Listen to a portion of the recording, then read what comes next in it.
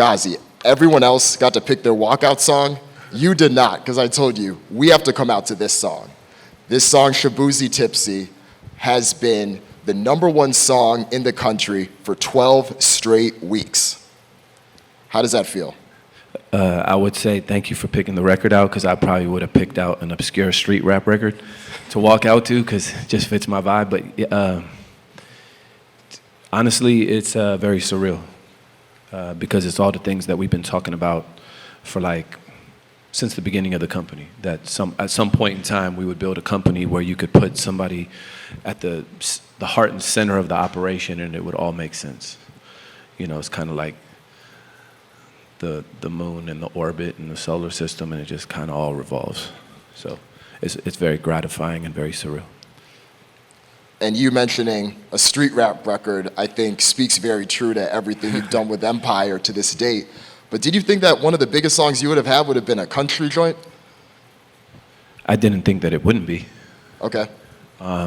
You know, we set forth into Nashville 5 years ago, and we knew at some point we would find a star. And pretty much every genre that we've set out to do something special in, we've found a star. So whether it was Latin or rap, R&B, now country, Africa, so on and so forth. So I think a lot of it just has to do with just having the right taste, your thumb on the pulse of the culture, and understanding where trends are headed. And I think a lot of it, too, speaks to the evolution of Empire, because you started this business around 14, almost 15 years ago now, and music was in a very different place than it is right now. Independence was looked at very differently, but what worked for you all is that you came through and you were always able to see just one step ahead and willing to offer what other companies didn't. And I feel like that has carried through for you with each stage of the business, and likely helped you with whether it's Shaboozey or some of the other artists that you've had that have been successful, having an ear to the ground. And knowing you, I know you like to be close to the music, close to the artistic process, and I have to imagine that that helps circle everything through and help you maintain that edge. Yeah, somebody gave me a great analogy recently. They said you got to fly high and dive deep. And I think I embody the spirit of that statement. You know, I got to fly high and run the company from a macro level, whether that's finance or legal or, you know, the commerce, dealing with foreign tax and compliance and all those types of issues. But then at the same token, I'm in the studio till 3 in the morning making records. I'm in townships in Soweto in South Africa. You know, I hung out in Cambodia for a couple of days by myself and met with a local hip hop label there. So you got to be able to also go deep and remember that everything that we do is related to culture. You know, music at the central core of what it is culture. You know, there's 3 predominant segments of culture in the world, and that's like food, music, and sports. So those are things that I spend a lot of time immersing myself. I think that we live in an age of technology, data, and analytics, and that's great. I love all that because I'm very much a technology type of person, but at the heart and soul of it, you can't forget the culture multiplier. I call it a culture multiplier. That's something that doesn't show up on a spreadsheet, by the way. You just gotta have that shit inside of you. You feel me? So It's just a different way of looking at things. That's an interesting concept. Let's talk about that, the culture multiplier, because I assume that probably has influence on what cultures you decide to invest in, or you decide to invest energy in, I should say, because you all had an earlier focus in Nigeria, you mentioned Cambodia. How do you determine which countries to focus on or which countries to dive into? Does that tap back into that? It's a combination of things. You have to look at, from the culture side, you're looking at, is it relatable to the essence and the spirit of what I've built as a company? If you can answer that question and say yes, then the next question is, what does monetization look like in that territory? What is the size of the audience?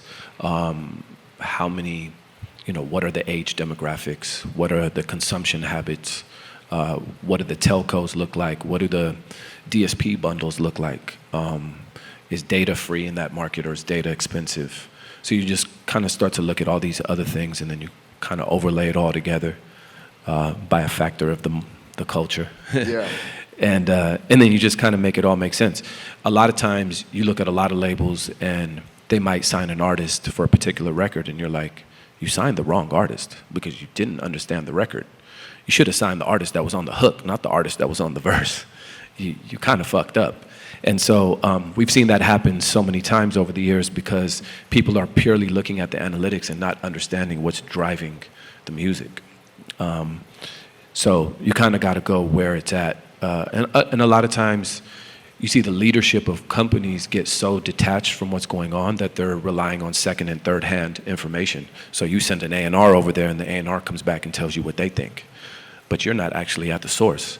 Obviously, as a sole human being, you can't be everywhere all the time, but you got to do it to the best of your ability. If you really love the music that much, then you got to go see where it's born at. You got to understand the whole texture of it, because every place does it a little different.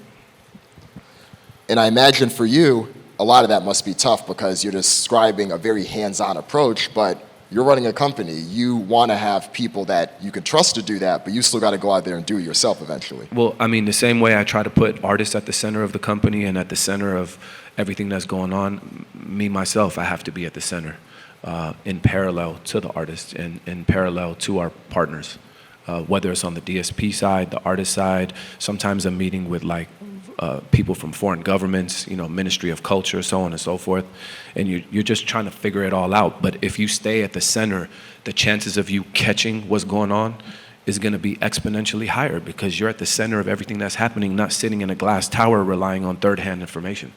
Right.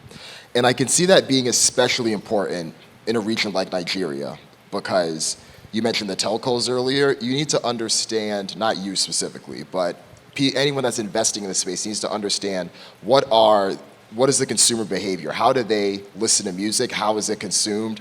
How do they use cell phones? How do they use mobile technology? And there's certain things that, sure, you can read through a press release, but you also need to go there and meet the people. You need to do all that stuff. So, yeah. And I know it's expensive and timely to fly back and forth, but we've also seen other companies in the space announce they start record labels and then they pull back those same record labels in regions where you all still have activity. So I have to imagine that that's part of it too, being able to dig deep. Yeah, a big part of that is us touching the ground ourselves, going out there and really touching the people and touching the ground, and then hiring people locally in the market that understand that market. Mm-hmm. So I think it's foolish. I think it's a very imperialistic approach to go someplace and try to instill your way of thinking. You have to go in and you have to find a happy medium where you say, this is the way I do business. This is the way things move locally. Let's empower people locally to come be a part of our operation. But it's really important for me to always foster and grow things locally. I think paying homage to the culture, the society, the country, the language, all the different things that happen locally are really important to me. And I think they've translated very well for us because then the people locally become your own champions, right? Because they say, hey, these people came in with a certain nuance and a certain level of respect for our territory, mm-hmm. and we want to rock with them. Right. Showing up is a big deal to people when they're like, hey, man, this guy jumped on a plane and flew halfway across the world to come spend time with us. I do that pretty regularly. I've been in 8 countries in the last 25 days. When do you sleep? Planes. I was in Paris last night. So I jumped on a plane from Paris, went and saw my kids in San Francisco for a couple hours, picked them up from school, and then jumped on a plane, came down here to be ready for this. So it's a lot of it also has to do with how bad do you want it. I don't have a complacent bone in my body. I got the biggest record in the world. I'm not thinking about that. Let the staff worry about that. I got to figure out what's next. How do I stay ahead of the curve? Are there things you do to make sure you're staying ahead of the curve? I don't know, man. That's hard for me to say. I just think I have a curiosity that doesn't rest. I'm always consuming information, running through my phone, whether it's scientific information on popular mechanics or something as simple as just scrolling through Instagram, but I'm just always consuming things. I think I'm in a position in life now where I'm really at peace with who I am as a human, and I just really love living my purpose every day and doing what I feel like I was born to do, which is use music as a medium to perpetuate change and continue to plant seeds all over the world. So it's kind of like a philanthropic approach to music. I can't really explain it. It's just something that I wake up and want to do every single day. It never really gets stale to me. And knowing you a bit over the past few years, I can say that my opinion, I think your superpower is that you're on. You're always on in a good way. You are paying attention to trends, even some of the conversations we're having in the back. Like all of those things help think about, okay, how are you always thinking about what's next? How are you always thinking about what's ahead? Where does that drive come from? Man, I was just born that way. My mom said, she told me I was 3 years old. She took me to JCPenney. She went in the fitting room. She came out, and I had took the whole table apart and handed her a whole bunch of bolts. So I've just always had like this affinity to explore and just figure out how things work. I bought a tape deck from the flea market when I was like 5 years old because I was fascinated that one tape could record to another tape. I took the whole thing apart, put it back together at 5 years old. My parents didn't understand what the hell I was doing. I didn't know what the hell I was doing, but in hindsight, as you get older, you start to look back at some of the things you did with maybe a more clear lens, and you say, I've kind of always had this itch and this scratch to just want to know how things work, whether it's the music business or computers or quantum computing, physics, it doesn't matter. I just like knowing how things work. And the clearer that picture crystallizes, then you kind of can build your template of what you want to do based on what you've experienced in life. So I think wisdom is something that's very underrated.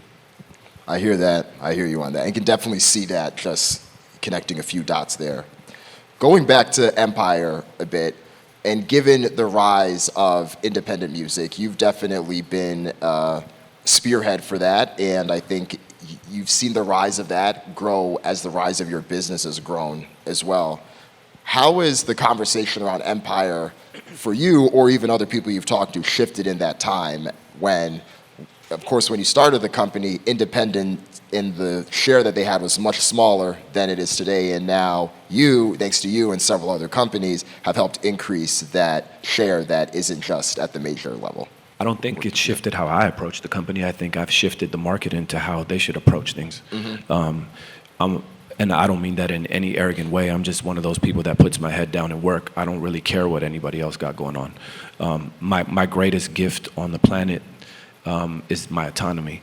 So waking up every morning with an idea and having an amazing group of people around me to be able to execute those ideas is probably the greatest gift on the planet for me personally, and how I steer the ship.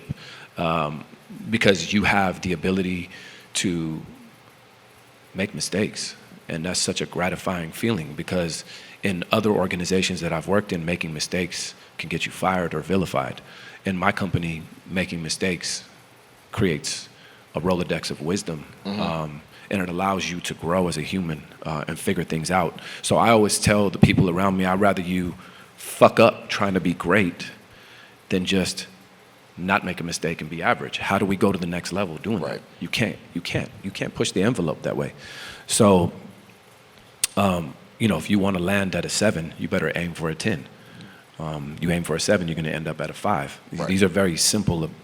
I try to be very pragmatic and practical in a lot of my approaches. I think you get better results with that. So, but the greatest thing on the planet is just having that autonomy and that ability to just go out there every day and try new things. And it's not always going to work out, and that's okay. But can you draw wisdom from that? Can you draw ideas that maybe help you go to the next level, to evolve to the next level? Where you say, okay, this didn't work. I went left. Maybe I should have went a little right. Okay, cool. Now I figured it out. The answer is somewhere in the middle. So a lot of things I try to approach with a very practical approach. Some of it is not that practical. When you're dealing with building software and engineering, like we're very much a software company too. So I spend a lot of my time building software, like the accounting system, the supply chain, different things that we're doing with crypto and ACH rails and real-time payments and all this other stuff that we're doing to try to stay ahead of the curve in payments, and in terms of supply chain in general. So some of that stuff is not rooted in trial and error. Some of that stuff is more mathematical approach, but it's kind of a mix of the two, I hear that. Let's shift gears a bit. Speaking about Empire specifically, I know you're a sports fan. Let's play a quick game of over-under. Because I know that you run a music company that has done well from a business perspective, and many companies that are your peers in this space are getting acquired, they're raising money, and you've ran a lot of this without doing a lot of those things. But I could also imagine that it's a very attractive business that a lot of other people see. So over under 4 requests in the past 12 months have you gotten phone calls from people trying to poke in and see if they can either invest or acquire Empire? I haven't gotten any phone calls. Really? Because no one tries to acquire Empire? No, because everybody knows I'm not for sale. Period. I'm dead serious. So, like, I'm living my purpose. There's no price on that. I'm one of the very few people that I don't give a shit about money. For me personally, I care about the money that I get to share with other people and the livelihood that I get to create. I used to tell people when I started Empire, I want to be the Robin Hood of the music business. And I think that I've really stuck to my principles. But people will always poke around, but it just never gets to me. Because I tell people, if this ever gets to you, just shut it down, because I'm not interested. I knew that. I knew you would always say no. I was always wondering, okay, they're going to find some way to ask them, but there's been articles floating out there and all kind of nonsense that had nothing to do with me, but I'm just saying it like flat out. It's like, no. Right. So people will try to, dangle things out there to see if there's any interest. There's been articles that float around and then they call into the company the next day and they come to me and I'm like, can you just please just tell them, just stop. Like, we got to keep our eyes on the prize. We're building something really special. We're helping thousands of people. We've created microeconomies all across this planet we call Earth. And for me, there's nothing more like special than that. My family's refugees of war. So fast forward many years later, and I get to build a company to help disenfranchised people in countries that were like formerly colonized, and we get to come in and do it the right way. It's just, man, this shit is way deeper than music at this point. Yeah. So that can't be for sale. I have to imagine that you probably find that there's not as many people that are on your similar wavelength, because you have this clear focus on, again, not cared about the money doing this, and so many others are thinking differently. And not saying that one is wrong or right in any way, but I have to imagine that you see that as an advantage in terms of how you've built Empire. Yeah, I tell people all the time, when you come from nothing, you appreciate everything. So, 10 years ago, Empire was in I lived in 350 square feet. So you can't really put your thumb on that. It's hard to explain. Yeah. It's hard to explain when it's just in your DNA. And look, I don't ever fault other companies for doing business the way they do business. There's nothing wrong with venture capitalism. There's nothing wrong with private equity. There's nothing wrong with raising money. There's nothing wrong with any of that. It's just not my wave. It's not my lane. And I think our beyond autonomy, the thing that's birthed from autonomy is continuity. And so the thing that's made Empire extremely successful is the continuity of the staff, the continuity of the relationship with the artists. You do a deal with us, you're probably going to have the same A&R. More than likely going to have the same product manager. Me, Tina, Nima, Mike, we've been together for a long time. So when you're together for that long, you create a certain chemistry amongst one another that's really special. I did something the other day. Tina was out for a couple months. She was dealing with something, bereavement. Her mother had passed away. And I had hired somebody for her department without telling her. And I forgot to tell her. And she was like, how did this happen? I called her, and I don't have no ego. I called her. I said, I apologize. I should have told you, but I thought it was a good move for us. I made this move while you were out. She was like, I love you, anything for you, right? And she means it. We really got each other's back. You can't develop that type of energy without that level of continuity, right? And there's no board of directors, there's no shareholders, so there's nobody coming in and trying to leverage relationships between people. Make sense? That makes sense. Yeah, it's like, you look at the greatest franchises in the NBA or NFL or whatever, there's always continuity amongst the players. San Antonio Spurs, the Golden State Warriors, so on and so forth. The nucleus stays together. So when you keep that nucleus together, the chances for infinite and repetitive success are exponentially higher. Agreed. And on that note, before we close things out, because you mentioned sports, you and I both live in San Francisco. We got some big sporting events coming up, and I know that Empire is likely going to want to be active in there. We got All-Star in February, Super Bowl the year after that, World Cup. What does your ideal involvement look like? We're doing a ton of activations for NBA All-Stars, so I would encourage everybody here. I would love to see y'all in San Francisco. We're doing a capsule with the NBA, like a merch capsule. We're doing a big vinyl box set in conjunction with the NBA and 2K. We're doing a couple seasons in the game, 2K. We'll be doing a lot of activations at our studio. Kenny Smith is a good friend of mine. We're doing a big party with Kenny Smith, and part of it is a charity event with poker involved and stuff.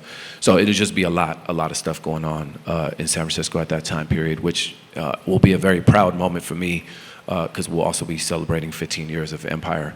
So, you know, just being able to do something you love for 15 years, day in, day out, is an accomplishment in itself. And I hope all the people around me get to experience the same type of gratification in their careers. Because it's, you know, when you put your heart and soul into something and then you watch it come to fruition, there's no greater feeling. Yeah. Definitely looking forward to that. Ladies and gentlemen, Ghazi, thank you. Appreciate it, everybody. Thank you.